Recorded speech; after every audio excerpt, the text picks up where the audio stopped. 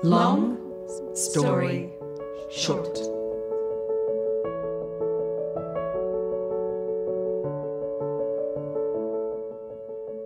Growing up on a farm, there was a real close-knit vibe in our town.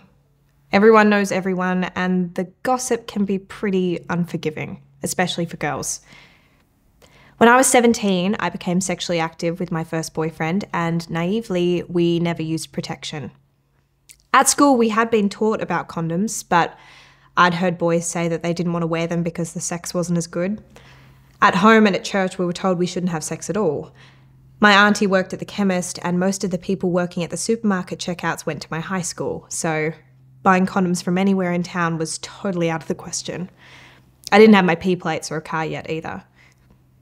I waited and waited for my period, but it didn't come.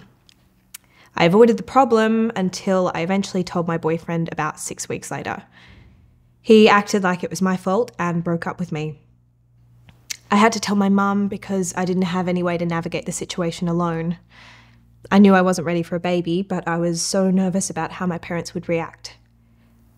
I thought my mum would go ballistic, but she was actually so supportive.